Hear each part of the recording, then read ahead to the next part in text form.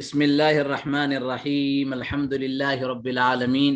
वस्सलातु वस्सलामु अला सय्यिदिल अंबिया'i वल मुरसलीन सय्यिदिना व नबिय्यिना व हबीबिना मुहम्मदिन व अला आलिहि व सहबिहि अजमईन।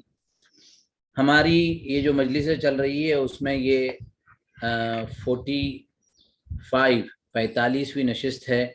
जिसमें खुला, फस्ख़ निकाह और इद्दत के मसाइल इंशाअल्लाह आज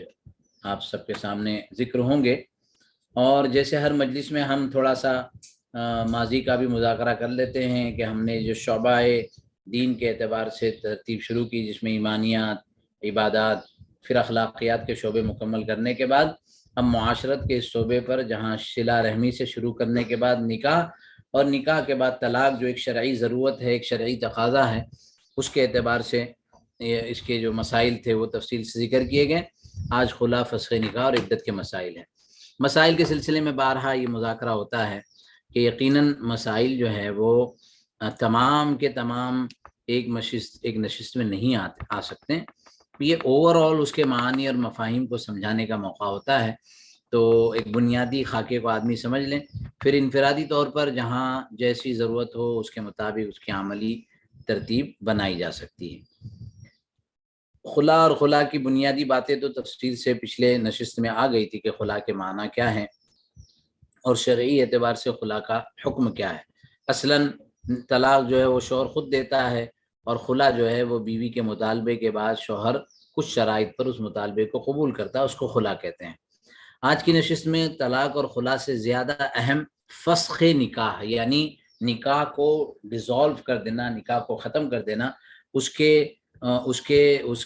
बुनियादी माख़िज़ क्या हैं और किन मौक़े पर काजी या वली उस निकाह को ख़त्म कर सकता है, उसकी तफसीलात का थोड़ा सा मुज़ाकरा होगा।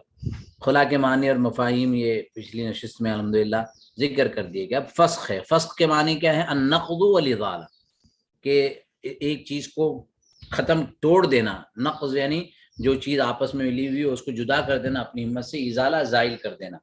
और इसी तरीके से अरबी में मौसूआ की जो तारीफ़ लिखी है, हल्लु राबिततिल अक़्द, अक़्द निकाह के ज़रिए से जो राबिता पैदा हो गया है, वो राबिता मियाँ बीवी नहीं बल्कि वो थर्ड पार्टी यानी वली या फिर काजी उस राबिते को ख़त्म कर दे और इस तरह से अक़्द निकाह ख़त्म हो जाए। वो उसके मौक़े क्या हैं, उसकी तफसीलात इंशाअल्लाह आपको ज़िक्र की जाएगी। देखिए, ये असबाब हैं जिन असबाब की बिना पर शौहर के न होते हुए भी काजी निकाह को ख़त्म कर सकता है। काजी या फिर जो है जमातुल मुस्लिमीन या महकमे शरइया, उसका पूरा एक निज़ाम है, उसके अपने शराइत हैं, उन शराइत की बुनियाद पर उस निकाह को फ़स्ख़ किया जाता है। ज़ाहिर है कि निकाह के फ़स्ख़ को बिल्कुल आम कर दिया जाए, हर को सो नाकस करने लगे, तब तो मसाइल में बहुत बड़ा इंतशार पैदा होगा, बहुत बड़ा फ़साद पैदा होगा। इसलिए उसके शरई उसूल और आदाब ज़िक्र किए गए हैं। बिल्कुल इब्तिदा में हमने ये ज़िक्र किया था कि ज़ाहिर है कि इस एक नशिस्त में हम सारे मसाइल नहीं ज़िक्र कर सकते, तो ये मसाइल को सीख कर अमली तौर पर यहीं से अपने इल्म को नाफिज़ और जारी करें। उसके बिलमुक़ाबिल इनफरादी तौर पर, शख्सी तौर पर जिसके जो मामलात हैं, वो इन मसाइल को सीख कर मज़ीद उसकी मालूमात हासिल करें और फिर उसको अमली ज़िंदगी में लाने की तरतीब और कोशिश कर सकता है। अब मैं आपको ये 11 असबाब यहाँ आपके सामने लिखे हुए हैं। सबसे पहला, शौहर मफ़क़ूदुल ख़बर हो, लापता हो, मालूम ही नहीं है कि ज़िंदा है या मुर्दा है, दुनिया में है या नहीं है, तो उसकी एक पूरी तरतीब है। ये एक सबब है। इस सबब की बुनियाद पर क्या तरतीबात होंगी, क्या उसूल और ज़ाब्ते होंगे, ये मुस्तकिल एक अपना निज़ाम है, लेकिन ये एक सबब है कि शौहर बिल्कुल नज़र ही नहीं आता कहाँ है क्या है, तो इस सूरत में निकाह को फ़स्ख़ किया जाता है। दूसरा, ये तो मालूम है कि वो फला जगह पर है, मसलन वो मलेशिया में रहता है, लेकिन न कभी खुद आता है, न बीवी को बुलाता है, न खर्चा देता है, न तलाक देता है। शौहर भाग कर कई दुनिया के दूसरे कोने पर चला गया, या भाग कर गाँव में से बम्बई आ गया, आता नहीं, जाता नहीं, बुलाता नहीं, खर्चा देता नहीं, और फिर तलाक भी नहीं देता, फारिग भी नहीं करता, कोशिश की गई राब्ते की, उस राब्ते को भी पूरा नहीं करता, तो फिर इस सूरत में काजी जो है 1, 2, 3 रिमाइंडर भेजने के बाद काजी इस निकाह को ख़त्म करता है। नंबर 3, शौहर नफ़क़ा देने से आजिज़ है, बड़ी कोशिश की उसने कि भाई मैं निकाह میں اپنی ازدواجی زندگی میں اپنی گھر کی ضرورتوں کو پورا کروں، بہت کوشش کی لیکن ان کوششوں کے باوجود وہ عاجز ہو گیا، تو اب قاضی یہ کہتا ہے کہ عدم استطاعت نان و نفقے کی بنا پر اب وہ طلاق بھی نہیں دے رہا ہے یا خلا کے مطالبے کو بھی قبول نہیں کر رہا ہے، تو پھر قاضی بدرجہ مجبوری اس طرح سے نکاح کو ختم کرتا ہے۔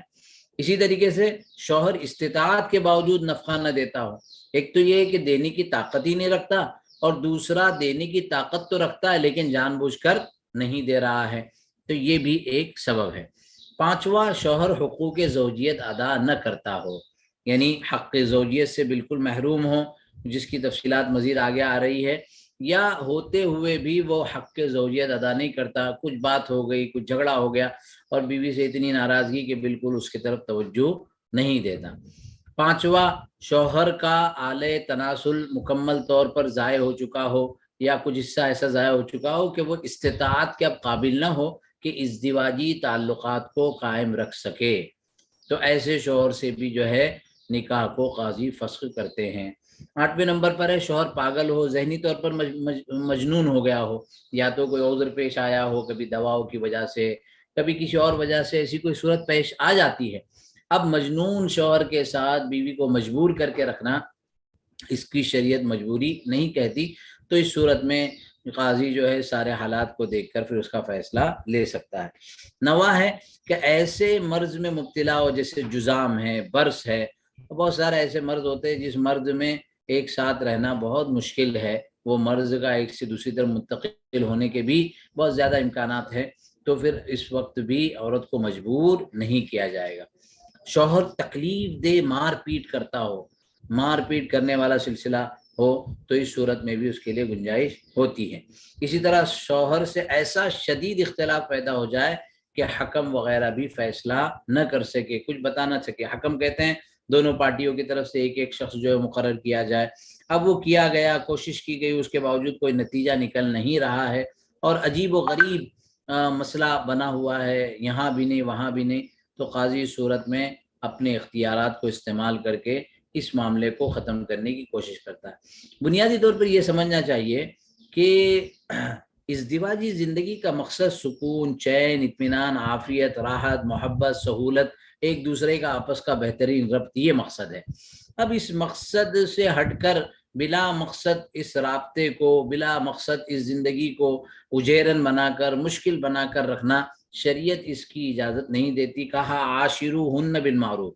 کیا رہو تو اچھے بھلے طریقے سے، پیار محبت سے، افہام و تفہیم سے۔ اونچ نیچ کس گھر میں نہیں ہوتی، چھوٹی موٹی باتیں کس گھر میں نہیں ہوتی ہے، لیکن ان باتوں کی بنیاد پر، ان باتوں کی نسبت پر ہم جو ہے اپنے زندگی کو ہمیشہ کے لیے اجیرن بنا دے، یہ کوئی سمجھداری، عقل مندی اور ہوش مندی نہیں ہے۔ تو یہ ساری چیزیں سمجھنے کی ہے۔ اگر ایسا نہیں ہو پا رہا ہے تو پھر شریعت کہتی ہے سرحوہن بالمعروف، کہ اس زندگی کو جو ہے عافیت سے علیحدگی اختیار کر لی جائے۔ لیکن بسا اوقات شوہر یا شوہر کے گھر والے یا ہمارے ملک اور دوسرے کئی ممالک میں شوہر کا لائر، یہ بہت بڑا مسئلہ ہوتا ہے کہ وکیل صاحب کہتے ہیں کہ ایسا کرو ویسا کرو، اور جیسے وکیل صاحب کہتے ہیں وہ بیچارہ ویسے کرتا ہے، اور اس میں بہت معاملات گڑبڑ ہو جاتے ہیں، تو اس صورت میں قاضی کو مجبور ہوتی ہے کہ وہ نکاح کو فسخ کر لے۔ تو یہ چند اسباب تفریق ہے جس کا ایک خلاصہ آپ کے سامنے ذکر کیا گیا ہے۔ اب اس میں کفو دیکھیے، ایک کچھ نکاح جو ہے نا غیر کفو میں کیا جاتا ہے، یعنی غیر کفو کا مطلب یہ ہے کہ میاں بیوی کے درمیان کوئی بھی جو ہے انڈرسٹینڈنگ نہیں ہے، کوئی بھی مطلب یہ کہ ایک آپس میں ایک دوسرے کو سمجھنے سمجھانے کا نظام ہی نہیں ہے۔ اب اس میں بڑی تفصیلات ہے کہ بچی بالغ ہے تو اس نے کفو میں خود سے نکاح کر لیا، نابالغ تھی کفو میں خود سے نکاح کر لیا، تو اس کے تفصیلی احکامات آتے ہیں۔ لیکن یہ ایک ریزن ہوتا ہے کہ غیر کفو میں نکاح ہوا اور نکاح ہونے کے بعد وہ نکاح کے معاملات آگے نہیں چل رہے، جیسے ہمارے کوکن کے علاقے میں کاتوڑی ہوتے ہیں، تو کسی کاتوڑن سے عورت سے نکاح کر لیا کسی مرد نے، یا کسی عورت نے، اچھی خوبصورت عورت نے کاتوڑی شخص سے نکاح کر لیا۔ اب کچھ معاملات تھے، کر لیا، 6 مہینے سال کے بعد پتہ چلا کہ معاملات گڑبڑ ہے اور یہ کفو میں نہیں ہے، وہ طلاق دینے کے لیے بھی تیار نہیں ہے، تو پھر اس صورت میں کیا کیا جائے؟ تو پھر وہ قاضی اس کا فیصلہ لے گا کہ یہاں معاملہ کفو کا ہے اور کفو نہ ہونے کی وجہ سے اس نکاح کو ختم کیا جا سکتا ہے۔ اسی طریقے سے مہر کے اندر غیر معمولی کمی، مہر کا اپنا ایک معیار ہوتا ہے۔ اب 1000 روپئے، 500 روپئے، 5000 روپئے کسی نے طے کیے اور اس خاندان کا مہر بہت عظیم بڑا تھا، اب وہ مہر کے حقوق کی ادائیگی کی بات کی جا رہی ہے، تب بھی وہ نہیں کہہ رہا ہے، معاملہ آگے ختم ہو چکا ہے، مزید مہر کا مطالبہ ہے اور اس مطالبے کے لیے تیار نہیں ہے، تو قاضی ان سارے معاملات کو دیکھ کر پھر اس معاملے میں فیصلہ لے سکتا ہے۔ خیار بلوغ ایک ہوتا ہے، اس کو کہتے ہیں اختیار، کوئی کسی کا نکاح بچپن میں طے کر دیا گیا، بالغ ہونے سے پہلے طے کر دیا گیا، اب طے ہو گیا، یا یہ کہ بچپن میں 6 سال کی عمر تھی، 5 سال کی عمر تھی، دونوں کا نکاح کروا دیا گیا، اب کروا دیا گیا، لوگ تو سمجھ رہے ہیں دونوں میاں بیوی ہیں، تعلقات تو نہیں ہوتے اس زمانے میں، لیکن شعور آنے کے بعد یہ ہوتا ہے کہ بھائی ہم کو یہ نکاح ختم کرنا، اب شوہر نکاح ختم کرنے کے لیے رضامند نہیں ہے، تو کیا کیا جائے گا؟ تو یہاں تو ولی کو بھی اختیار ہوتا ہے کہ وہ اس نکاح کو ختم کر دے، فسخ کر دے، اور قاضی کو تو بہرحال اختیار ہوگا۔ اسی طریقے سے شوہر کا حقوق زوجیت ادا نہ کرنا، جس کا میں نے تفصیل کیا، شوہر کا وطی پر، یعنی میاں بیوی کے زوجین کے جو تعلقات ہوتے ہیں ان تعلقات پر قادر نہ ہونا، یہ ایک شرط ہے جس کو میں نے پہلے ذکر کیا۔ شوہر کا جذام، برس یا اس جیسی کسی بیماری کے اندر مبتلا ہونا، تو یہ مرض بھی جو ہے وہ فسخ نکاح کا سبب بن سکتا ہے۔ شوہر کا مجنون ہونا، ذہنی طور پر قابو سے باہر ہو جانا، تو یہ بھی ایک سبب بن سکتا ہے۔ شوہر کا مفقود الخبر ہونا، جیسے میں نے ذکر کیا کہ کسی ملک میں چلا جانا، یا پھر ملک میں تو نہیں گیا ہے لیکن وہ بالکل رابطے سے باہر ہے، بالکل رابطہ نہیں کرتا ہے، نہ ہاں کہتا ہے نہ کہتا ہے، نہ آنا چاہتا ہے، نہ حقوق ادا کرنا چاہتا ہے، نہ طلاق دینا چاہتا ہے، تو اس صورت میں مسائل فسخ نکاح کی طرف جاتے ہیں۔ شوہر کا غائب غیر مفقود ہونا، یعنی غائب تو ہے لیکن مفقود نہیں ہے، پتہ ہے کہ وہ جو ہے نا افریقہ میں رہتا ہے، یا یہ کہ دبئی میں رہتا ہے اور اپنی زندگی میں مست ہے، تو یہ مسنگ ہے، یعنی حاضر نہیں ہے، دور ہے، لیکن مفقود بھی نہیں ہے، تو ایسی بھی صورت میں فسخ نکاح کی گنجائش بنتی ہے۔ اسی طریقے سے شوہر کا استطاعت کے باوجود نفقہ ادا نہ کرنا، حق کے مسئولیت ہے اس کو پورا نہ کرنا۔ اسی طریقے سے شوہر کا ادائیگی نفقہ سے عاجز ہونا، اختیاری نہیں، طاقت ہی نہیں ہے کہ وہ گھریلو ضرورتوں کو پورا کر سکے۔ شوہر کا مار پیٹ کرنا، جس کا بھی میں نے تفصیل سے ذکر کیا، تو یہ سخت مار پیٹ بھی اس سلسلے کے اندر ایک حکم بنتی ہے۔ اسی طریقے سے شوہر میں شقاق کا پایا جانا، شقاق کہتے ہیں یعنی یہ کہ معاملے کی طرف کبھی بھی اتفاق کی طرف نہ آئے، ہر معاملے میں ذہنی طور پر ٹارچر کرے، جیسے مارنا جو ہے وہ فزیکل ٹارچر ہوتا ہے، اسی طریقے سے ایک ایموشنل ٹارچر آج کل جو جملہ بہت مقبول اور مشہور ہے، تو اس کی وجہ سے بھی ہمیشہ اس بندھن کو باندھ کے رکھنا، خود بھی پریشان ہونا، بیوی کو بھی پریشان کرنا، مجبور اور معذور بنا کے رکھنا، میں دیکھوں گا، میں کروں گا، میں پریشان کروں گا، میں مجبور کروں گا، میں جھکا کے رہوں گا، اپنا عجیب عجیب باتیں ہوتی ہے، تو شریعت پھر اس کی اجازت نہیں دیتی، پھر وہ اختیار دیتی ہے کہ اس معاملے کو قاضی ختم کر سکے، اور اس کو اختیار ہوتا ہے۔ تفریق بسبب مصاہرت، اب یہاں تک جو ہے نا یہ اسباب فسخ کی باتیں جو قاضی کے ذریعے سے، ولی کے ذریعے سے ہوتی ہے، اس کا ذکر کر دیا گیا۔ اب یہ ایک ہے تفریق بسبب حرمت مصاہرت۔ حرمت مصاہرت کے معنی کیا ہے کہ ایک خاتون سے کسی کا نکاح ہوا، تو پھر اس خاتون سے نکاح ہو جانے کے بعد اس کی والدہ سے، اس خاتون کی سگی بہن سے، یعنی جس کو سسرالی رشتے کہتے ہیں، ان سے نکاح جائز نہیں ہے۔ اب ایک خاتون سے نکاح کیا تھا اور پھر خاموشی میں کسی اور سے بھی نکاح کیا، اور کچھ زمانے کے بعد پتہ چلا کہ وہ دوسری خاتون بھی جو ہے وہ اس خاتون کی سگی بہن ہے، یا کوئی اور سسرالی رشتہ ان دونوں کے درمیان بنتا ہے، تو اس صورت میں جب حرمت پائی گئی تو پھر رشتہ باقی نہیں رہ سکتا، تو دوسرا نکاح خود ہی ختم کرنا پڑے گا۔ اسی طریقے سے تفریق بسبب فساد نکاح، فساد نکاح کا کیا مطلب ہے کہ نکاح جو کیا گیا تھا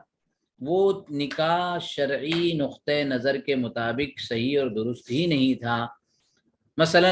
شوافی کے یہاں بڑا مشہور کہ ولی نہیں تھا، ولی ہی نہیں نکاح میں، تو بغیر ولی کے نکاح نہیں ہو سکتا۔ احناف کے یہاں بغیر ولی کے نکاح ہو جاتا ہے، لیکن کوئی گواہ ہی نہیں تھے، نہ ظاہراً نہ باطناً کوئی گواہ ہی نہیں رکھے گئے، خاموشی میں نکاح ہوا، کسی کو پتہ ہی نہیں تھا۔ ہمارے پاس ایک مسئلہ آیا کہ کہا کہ ہم دونوں نے اللہ کو گواہ بنایا، اور دونوں میاں بیوی نے مل کر جو ہے اللہ کو گواہ بنا کے نکاح کر لیا، اب جب مفتی صاحب کے پاس مسئلہ آئے گا، بولے بھائی اللہ کو تو تم نے گواہ بنایا، بہت اچھی بات ہے، لیکن آپ کا نکاح درست نہیں ہوا اور آپ اب جدا ہو جاؤ، تفریق ہو جانی پڑے گی، یہ نکاح درست نہیں ہوگا۔ پھر اگر وہ دونوں میاں بیوی پورے شرائط کے ساتھ نکاح کرتے ہیں، کراتے ہیں، کیا وہ اللہ کو گواہ بنا کے نکاح کر لیا تھا، اس کے بعد عورت کا دماغ صحیح ہو گیا کہ بھئی یہ آدمی تو بڑا ظالم ہے، یہ آدمی تو بس عیاش ہے، یہ آدمی تو بس اپنے فائدے کی چیزیں دیکھتا ہے اور کوئی ذمہ داری پوری نہیں کرتا، تو پھر جو ہے قاضی نکاح کو فسخ کر دے گا یا ولی نکاح کو ختم کر دے گا، اور اس طرح وہ بچی اپنے گھر رہ سکتی ہے، نکاح فاسد ہو جاتا ہے۔ فاسد اور باطل اس کے اپنے جو ہے نا علمی نقطہ نظر سے معنی اور مفاہیم بھی ہیں۔ طلاق، خلا اور فسخ نکاح میں فرق، ایک بنیادی طور پر جو طلاق میں، خلا میں اور فسخ میں فرق کیا پہلے سے سمجھا دیا گیا، لیکن یہ عربی کی عبارتیں ہیں، تھوڑا میں مزید میں پہلے اپنے لفظوں میں کہتا ہوں۔ دیکھیے طلاق شوہر خود دیتا ہے اپنے وجوہات علت کی بنا پر، خلا اپنی وجوہات پر، بیوی اپنے مسائل کی وجہ سے شوہر سے مطالبہ کرتی ہے تو اس کو خلا کہتے ہیں، کہ وہ شوہر سے مطالبہ کہتی ہے، اس مطالبے پر شوہر اس کو جو ہے طلاق دیتا ہے۔ اور فسخ جو ہے نہ بیوی کا معاملہ ہے، اس میں نہ شوہر کا معاملہ ہے، بلکہ ایک تیسرا پرسن ہوتا ہے جو تھرڈ پارٹی ان دونوں کے معاملات کو ختم کرتے ہیں۔ فسخ نکاح اور طلاق میں فرق یہ ہے کہ اگرچہ ہر ایک سے خاوند اور بیوی میں علیحدگی اور تفریق ہوتی، جدائیگی ہوتی ہے، فسخ میں بھی دونوں جدا ہوتے ہیں اور طلاق میں بھی جدا ہوتے ہیں، لیکن فسخ یہ ہے کہ جب اس کے بعد خاوند اور بیوی دوبارہ نکاح کریں گے تو وہ پہلی عصمت پر ہوں گے اور عورت اپنے خاوند کے پاس 3 طلاق پر ہوگی۔ یعنی فسخ نکاح میں جب قاضی نے نکاح فسخ کیا، مثلا ایک آدمی میڈیکل پرابلم میں تھا، حقوق زوجیت ادا نہیں کر سکتا تھا، قاضی نے نکاح کو فسخ کر دیا، اس کے بعد اس نے اپنا علاج کیا، جو کچھ بھی یہ معاملات صحیح ہوئے، اور اس کے بعد دونوں میاں بیوی نے نکاح کر لیا، دونوں واپس ہو گئے، تو اب ان کو تینوں طلاق کا حق باقی رہے گا، اس لیے کہ اس نے طلاق کا فیصلہ کیا ہی نہیں تھا۔ فسخ جو ہے وہ قاضی کی طرف سے ہوا تھا، لیکن اگر وہ شوہر طلاق دے دیتا یا بیوی کے خلا کے مطالبے کو قبول کر کے طلاق دے دیتا تو اس کا ایک طلاق کا حق 2 دیتا تھا، دو طلاق کا حق ختم ہو جاتا تھا۔ تو یہ ایک چھوٹا سا اور بنیادی فرق ہے۔ اسی طریقے سے اگر اس نے فسخ نکاح سے قبل طلاق دے دی اور رجوع کر لیا تو اس کے پاس 2 طلاقیں باقی ہوں گی جو طلاق کے احکامات میں ہیں۔ باقی عربی کے اعتبار سے بھی کچھ مزید تفصیلات ہیں، یہ بنیادی آسان زبان میں یہی فرق ہے۔ اب تھوڑا سا ہم آتے ہیں کہ ظاہر ہے کہ ہم نے طلاق اور خلا اور فسخ اور اس کے ساری تفصیلات کی طرف جو ہے اپنا وہ کیا ہے، تو جب طلاق خلا ہو جاتا ہے یا پھر شوہر کا انتقال ہو جاتا ہے تو ایک مسائل آتے ہیں عدت کے، تو عدت کے مسائل کو بھی سمجھنے کی ضرورت ہے۔ نعیم بھائی نے ہینڈ ریز کیا ہے، کوئی درمیان میں سوال ہے؟ انشاءاللہ آخر میں جو ہے اگر کوئی سوال وغیرہ کی ترتیب ہو تو بالکل آخر میں اس کی نظام بنایا جائے گا۔ عدت کسے کہتے ہیں؟ عد یعد عدن، عدد یعدد، ہم بولتے ہیں نا کتنی عدد ہے، تعداد کیا ہے، یہ گننا اور شمار کرنا اس کا معنی ہوتا ہے۔ اور اصطلاح فقہی میں نکاح صحیح کے ختم ہونے کے بعد، یعنی جو نئی نکاح ہو چکا تھا اس کے پورا ہو جانے کے بعد، یہ نکاح فاسد کے بعد قاضی کی طرف سے علیحدگی کے فیصلے یا باہمی فیصلے کے تحت ایک دوسرے کے ساتھ ترک تعلق، متارکہ یا شبہ کی بنا پر وطی کے بعد اپنے آپ کو روکے رکھنا، یعنی شوہر کا انتقال ہو جائے یا شوہر نے طلاق دے دیا یا بیوی نے خلا کا مطالبہ کیا، خلا کر دیا گیا، اب اس کے بعد جو ہے نا وہ عدت کے احکامات آتے ہیں کہ عدت کتنی ہوگی، کیسی ہوگی۔ قرآن کریم کی آیتیں ہیں اور اس آیتوں کے ضمن میں بہت تفصیل سے عدت کے احکامات کو ذکر کیا۔ عدت کا مقصد کیا، کیوں عدت؟ میں عورت کی طلاق ہو گئی، معاملہ اس سے ختم ہو گیا، 3 دن تک اس نے سوگ منایا، چوتھے دن وہ دوسرے شوہر سے نکاح کر لے، لیکن نہیں، شریعت نے اس کی اجازت نہیں دی ہے۔ بنیادی طور پر اس کے اندر ایک تو نسب کی حفاظت ہے، ایک شوہر میاں بیوی جب ساتھ میں رہتے ہیں تو وہ نسب کا معاملہ ہوتا ہے، رحم مادر کے اندر، ماں کے پیٹ کے اندر نطفہ ہوتا ہے شوہر کا، اور وہ کبھی 1 یا 2 طہر میں نظر نہیں آتا، تیسرے طہر میں جا کر بھی اس کا احساس ہو سکتا ہے، میڈیکل نے بھی اس کی تفصیلات کو بتلایا ہے، تو اس بنا پر وہ عدت کے احکامات ہیں۔ دوسرا، ظاہر ہے کہ دنیا کی کوئی بھی خاتون ہو، کوئی بھی مرد ہو، طلاق ایک ایسا مسئلہ ہے جس کی وجہ سے طبیعت پر بار پڑتا ہے، بہت دشمنیاں تھی، بہت غصہ تھا، بہت ناراضگی تھی، لیکن اس کے باوجود طلاق کی وجہ سے طبیعت پر ایک احساس پیدا ہوتا ہے اور اس احساس کو ذہن سے فرو ہونے کے لیے ٹائم لگتا ہے، یا پھر شوہر کا انتقال ہو جائے تو انتقال ہونے کی صورت میں تو مزید یہ امر اور مزید یہ بات پیدا ہوتی ہے، اور اس پیدا ہونے کے کو مسئلے کو ختم کرنے کے لیے ضرورت پڑتی ہے۔ تو یہ جو امور ہیں، اس کے علاوہ بھی شریعت کے احکامات میں بہت ساری حکمتیں ہوتی ہیں، اور ان حکمتوں کا تقاضا ہوتا ہے کہ ان احکامات کو اسی طریقے سے کیا جائے۔ بہت مشہور ہے، اتنا مشہور ہے، مجھے ہر تیسرا شخص جو ہے جو ہمارے یہاں دارالقضاء میں دارالفتہ میں ہوتا ہے کہ عدت تو 40 دن ہے نا، آج تک کبھی کوئی 40 دن والی عدت ہم نے پڑھی نہیں، لیکن دنیا میں اتنی مشہور ہے، پتہ نہیں کہاں سے آ گئی 40 دن 40 دن 40 دن۔ تو 40 دن والی تو کوئی عدت مجھے پتہ نہیں ہے۔ اب عدت کے احکامات کیا ہیں دیکھیے، آگے دیکھ لیجئے۔ عدت کے اسباب 4 ہیں۔ ایک تو شوہر کی وفات ہو جائے، متوفی عنہا زوجہا جسے کہتے ہیں، دوسرا شوہر نے طلاق دے دیا طلاق کی وجہ سے، تیسرا خلا ہو گیا، بیوی کے مطالبے پر شوہر نے اس مطالبے کو قبول کیا، اور چوتھا جو ہے دخول یا خلوت کے بعد نکاح کو فسخ کر دیا گیا۔ اگر شادی ہوئی، شادی ہونے کے بعد میاں بیوی کا کوئی تعلق ہی نہیں ہوا اور نکاح فسخ کر دیا گیا تو کوئی عدت کا سوال نہیں پیدا ہوتا، لیکن نکاح ہوا اور نکاح کے بعد تعلق قائم ہوا، اس کے بعد اگر فسخ نکاح بھی ہوتا ہے تو وہاں پر بھی عدت پوری کرنی پڑے گی۔ تو اس طرح 4 عدتیں ہیں، شوہر کی وفات، طلاق، خلا اور فسخ نکاح۔ فسخ نکاح میں بس ایک اضافہ ہے کہ تعلق قائم ہونے کے بعد نکاح فسخ ہوا ہو۔ تو یہ 4 اسباب کی بنا پر عدت کے مسائل ہوتے ہیں۔ اب متوفی عنہا زوجہا، شوہر کا انتقال ہو جائے، والذین یتوفون منکم ویذرون ازواجا یتربصن بانفسہن 4 اشہر وعشرا، تو اس کے اندر تو صاف ستھرا واضح طور پر بتا دیا گیا کہ 4 مہینے 10 دن، 4 مہینے 10 دن یہ جو ہے وہ متوفی عنہا زوجہا کی عدت ہے۔ اب اس میں ایک فرق یہ سمجھنا ہے کہ اگر بیوی حاملہ ہے تو وضع عمل حدت ہے۔ اب حاملہ ہے، پریگننٹ ہے، شوہر کے انتقال کے 2 دن کے بعد یا شوہر کے انتقال کے 2 گھنٹے کے بعد اگر بیوی کا ولادت ہو گئی، بچہ پیدا ہو گیا، عدت پوری ہو گئی، کیونکہ عدت کے بنیادی مقاصد میں سے ایک مقصد جو نسب کی حفاظت ہے وہ واضح ہو گیا کہ اب تو کوئی سوال ہی پیدا نہیں ہوتا۔ تو اگر حاملہ ہے تو وضع حمل، وَأُولَاتُ الْأَحْمَالِ أَجَلَهُنَّ أَن يَضَعْنَ حملہن، کہ ان کا حمل ہو جائے، وضع حمل ہو جائے، ان کی بچہ پیدا ہو جائے تو عدت جو ہے پوری ہو جائے گی۔ اور اگر حاملہ نہیں ہے تو 4 مہینے 10 دن، تو یہاں پر بھی کوئی 40 دن کا ذکر نہیں ہے، 4 مہینے دی گئی ٹائم کی۔ جبکہ یہاں جو ہے دوسروں کے سلسلے میں ایک ترتیب بتلائی کہ اگر حیض والی عورت ہو، جس کو ماہواری آتی ہے، جس کو منتھلی جو ہے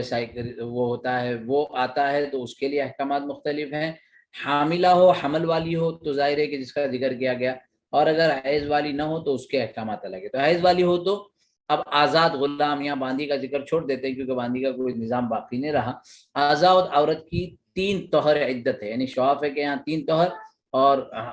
احناف کے یہاں 3 حیض، معنی قریب قریب وہی ہے۔ اگر طہر میں عدت طلاق دی ہے، تھوڑے دن کا فرق پڑتا ہے، تو یہ 3 طہر یا 3 حیض جو ہے عدت ہے، جس کو قرآن کریم نے ثلاثۃ قروء، قروء کا لفظ کہا۔ یہ لفظ قروء کی وجہ سے تھوڑے سے معانی کے اندر جو ہے 2 رائے قائم ہو گئی ہے۔ اگر حائضہ نہیں ہے، یعنی ایک عورت وہ جس کو حیض آتا ہی نہیں ہے، شادی ہو گئی، تعلقات بھی قائم ہو گئے، لیکن حیض نہیں آتا ہے، ایسا ہو سکتا ہے کیا حیض آ کر بند ہو گیا، جس کو عائشہ کہتے ہیں، یعنی حیض کا زمانہ ختم ہو گیا۔ عام طور پر آج کل کی تاریخ میں 45 50 55 کے بعد یہ صورتحال پیدا ہو جاتی ہے کہ حیض ختم ہو گیا۔ تو اب جس کو حیض آتا ہی نہیں ہے، یہ حیض جس کا ختم ہو چکا ہے، تو اس کی عدت قمری 3 مہینے ہے، یعنی چاند کے مہینے۔ اب چاند کی 1 تاریخ کو طلاق ہوئی ہے یا خلا ہوا ہے تو 3 مہینے اس طرح پورے کریں گے۔ اگر 15 تاریخ کو پورا ہوا ہے تو اس مہینے کے بقیہ چاند کے دن مکمل کریں گے، آئندہ 2 چاند کے مہینے چاہے 29 کو چاہے 30 کے وہ پورے ہوں گے، اور چوتھے مہینے کے بقیہ دن یہاں کے مہینوں سے پورا کریں گے، یعنی اس طرح سے ملا جلا کر تقریباً 90 دن 2-3 دن آگے پیچھے ایسا ہو سکتا ہے۔ یہ اس عورت کے لیے جو حیض نہیں ہے، جس کا حیض یا تو ختم ہو چکا ہے یا جس کو حیض آتا ہی نہیں تھا، اس کو غیر حائضہ کہتے ہیں۔ اور حاملہ جس کا ذکر متوفی عنہا زوجہ میں گزرا کہ حاملہ ہو تو وضع عمل عدت ہے، چاہے وہ 9 مہینے کے بعد مثلا تعلقات قائم ہوئے، عورت کو جو ہے حمل رہ گیا، اس کو پتہ بھی نہیں، اور 2 دن کے بعد طلاق ہو گئی، طلاق کے بعد پتہ چلا کہ اس کے پیٹ میں حمل ہے، تو پورے 9 مہینے جب تک پورے نہیں ہوں گے اس وقت تک عدت پوری نہیں ہوگی۔ تو آپ واپس سمجھ لیجئے کہ جس عورت کے شوہر کا انتقال ہوا ہو تو اس کے لیے 2 ہی شکلیں ہیں، یا تو جو ہے وہ 4 مہینے 10 دن، یا اگر حاملہ ہو تو وضع حمل، حاملہ ہو تو وضع حمل، حاملہ نہ ہو تو 4 مہینے 10 دن۔ اور جس کی شوہر کا انتقال نہیں ہوا بلکہ شوہر نے طلاق دی یا خلا قبول کیا یا فسخ نکاح کر دیا گیا، تو اس صورتوں میں 3 شکلیں، ایک تو حمل بغیر حمل، حمل والا تو وہی حکم ہے جو وہاں ہوا کہ وضع حمل، اور حمل نہیں ہے تو اب 2 صورتیں باقی رہتی ہے، حیض ہو تو 3 طہر یا حناف کے اعتبار سے 3 حیض، اور اگر حیض نہیں آتا ہے تو مکمل قمری 3 مہینے، تو یہ جو ہے عدت ہو گئی۔ اب عدت کے اندر مسائل کیا ہیں یہ بہت سے لوگوں کو پتہ نہیں ہوتا، بلکہ عدت کے زمانے میں بہت سے عجیب عجیب سوالات آتے ہیں کہ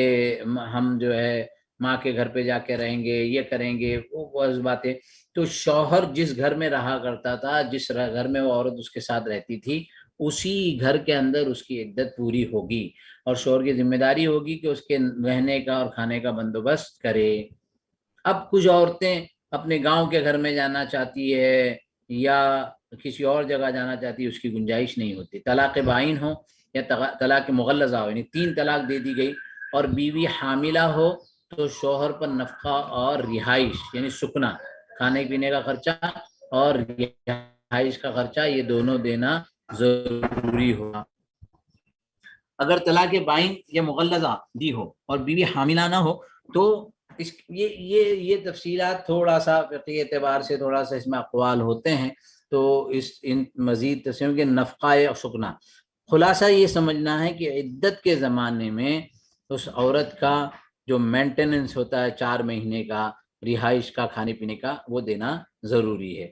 عدت وفات کا نفقہ کیا ہے؟ تمام ائمہ کے نزدیک جب شوہر انتقال ہو جائے تو اس کی وفات کی عدت کا نفقہ لازم نہیں، اس لیے کہ دینے والا بیچارہ خود ہی اللہ کو پیارا ہو چکا ہے، اب وہ دوسرے اس کو کیا کریں گے؟ عام طور پر اللہ کچھ نظام بنا دیتے ہیں، اولاد ہوتی ہے یا والدین ہوتے ہیں، ذمہ داران ہوتے ہیں، اور وہ معاملہ حل ہو جاتا ہے۔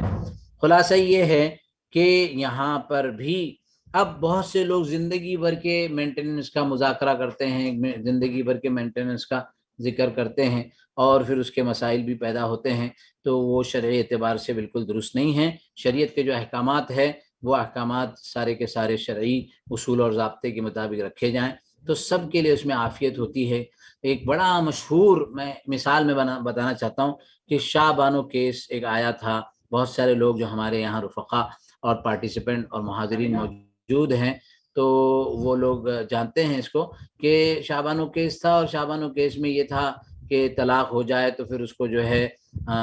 نان و نفقہ دینا لازم ہوگا، اور دوسرے نکاح تک یا وفات تک۔ اب وہ کیا نان و نفقہ ملتا؟ بڑے اسکالر کا ایک کہنا ہے کہ ہاں لائر کو تو پورا نان و نفقہ ملتا ہے لیکن بیوی کو نان و نفقہ نہیں ملتا۔ تو شریعت نے جو احکامات رکھے ہیں وہ سب کے اپنے سہولت اور سب کے اپنی عافیت کے لیے، سب کے راحت کے لیے ہیں، اور انہی احکامات کے مطابق عملی زندگی گزارنے کی کوشش اور فکر کرنا چاہیے۔ اسی طریقے سے دوران عدت گھر سے نکلنا، یہ ایک بہت ایسا مسئلہ ہے جس کو سمجھنے سمجھانے کی ضرورت ہوتی ہے کہ عدت کے دوران بغیر کسی عذر شرعی کے گھر سے نکلنا جائز نہیں ہے۔ ہاں شرعی عذر ہو تو پھر ایک الگ مسئلہ ہے۔ اب عذر شرعی کس کو کہیں گے؟ بہت زیادہ بیماری ہے، ڈاکٹر کے پاس جانا، اب چھوٹا سا سر میں درد ہے، تھوڑا سا انگلی کو مار لگ گیا، چلو بہانہ ہے کہ چلو ڈاکٹر کے پاس جا کر آئیں گے، تو باہر جا کر ایک چکر لگانے میں ملے گا، تو یہ جائز نہیں ہے۔ ڈاکٹر کا ریئلی ایک ریکوائرمنٹ ہے، تو اس ریکوائرمنٹ کو پورا کرنے کے لیے ڈاکٹر کے پاس جا سکتے ہیں۔ ایک مثال بتائے کہ گھر کے منہدم ہونے کا، گر جانے کا خوف اور ڈر ہے تو اس کا بھی نظام، اس کی وجہ سے بھی گھر سے باہر نکل سکتے۔ کرایہ نہیں ہے، رینٹل ہاؤس ہے اور کرائے والے مکان سے اصل مکان کی طرف یا والد کے مکان کی طرف منتقل ہونا مجبوری ہے، تو اس صورت میں بھی اس کی گنجائش بن سکتی ہے۔ عدت کے زمانے میں ممنوعات یعنی کچھ چیزیں منع ہے۔ اصل میں عدت تو وہ ہے کیا کہتے ہیں اس کو کہ ایک جو ہے نا ایک احساس اس کا ایک تکلیف کا، جیسے شوہر کی وفات ہوئی ہے تو بہرحال وہ تو احساس ہے ہی، لیکن اگر طلاق ہوا ہے تو اس طلاق کے اندر بھی ایک احساس پیدا ہو. تو اس زمانے میں زیب و زینت کرنا، خوشبو لگانا، بہت اچھے کپڑے پہننا، ان سب کی ممانعات ہیں. شوق منانا تمام ائمہ کے نزدیک بیوہ عورت پر واجب ہے، البتہ طلاق بائن یا مغلظہ کی صورت میں صرف حنفیہ کے ہاں شوق منانا واجب ہے، باقی کے ہاں شوق منانا واجب ہے. اب شوق منانا بھی ہمارے یہاں ایک رسم و رواج بن گئی ہے. اللہ معاف کرے، میں تو بہت سارے ہمارے رشتہ داروں کو جانتا ہوں بہت اچھی حالت میں رہتے ہیں، 2 مہینے 3 مہینے کے بعد ٹھیک ہے شوق منانا، یعنی اپنے شوہر کی وفات پر تکلیف کا احساس ہونا نیچرل ہونا چاہیے. اچھی حالت میں بیٹھے ہیں، کوئی اچانک ملنے کے لیے آ جاتا ہے تو وہ عورت فوراً جا کر اپنے کمرے میں رونا شروع کر دیتی ہے اور یہ احساس دکھاتی ہے کہ مجھے بہت غم ہے. اچھی حالت میں تھی. تو میں تو سمجھتا ہوں کہ اس طرح کی تعزیت جو خواہ پھر کچھ لوگ جاتے ہیں، اگر رونا نہیں آتا تو رلاتے ہیں، ارے اس کو رلایا تاکہ اس کے دل سے وہ نکلے، تو مختلف واقعات یاد کراتے ہیں. ابھی مجھے ایک سوال آیا تھا کہ شوہر جو ہے وہ دبئی میں ان کا انتقال ہوا اور بیوی سٹی میں بامبے میں کہیں رہتی ہیں، پورے فیملی کے ساتھ سیٹ ہیں، بچے بڑے بڑے ہیں، بچے جو ہیں تو شوہر کا ہی مکان ہے.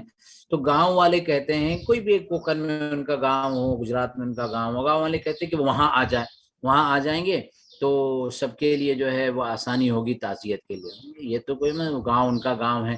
تو تعزیت کو کویا ایک طریقے سے کہ سب گاؤں والوں کو بمبئی میں آنا مشکل ہے تو بیوی کو ہی وہاں لے کر جاؤ تاکہ سب تعزیت کرے. یہ تو کوئی طریقہ نہیں ہے. وہ تو جن لوگوں کی سہولت ہے وہ وہاں آئیں، جو فون سے تعزیت کرنا چاہیں وہ کر لیں. یہ تو نہیں ہے کہ بھئی بیوی تعزیت کے خاطر دوسروں کے گھر پہنچے کہ میری تعزیت کرو. تو یہ خود بنیادی مسائل اور احکامات ہیں عدت کے تعلق سے. تو الحمدللہ ان 3 نشستوں میں ہمارے پاس نکاح کے احکامات کے بعد شروع میں 3 نشستیں نکاح کے احکامات کی ہوئی اور اس کے بعد 3 نشستیں طلاق کے احکامات کی ہوئی. طلاق کے احکامات میں ہم نے شروع کیا تھا طلاق کے مسائل سے، اس کے بعد پھر خلا اور فسخ نکاح کے مسائل، پھر اسباب تفریقات ذکر کیے گئے اور اس کے ساتھ ساتھ میں عدت کے احکامات ذکر کیے گئے. لیکن بارہا اس کا مذاکرہ ہوتا ہے کہ یہ ایک 1 آور کا ایک سیشن ہے اور کبھی کبھار کچھ کمی بیشی اس میں ہوتی ہے. اس میں ایک اوور ویو ہم مذاکرہ کرتے ہیں. تفصیلی احکامات تو بہرحال بہت دقیق ہیں اور بہت، جس میں کتاب النکاح، کتاب الطلاق، کتاب الخلا، کتاب العدت مکمل چیپٹرز ہیں، حدیث کی کتاب میں بھی، فقہ کی کتاب میں بھی.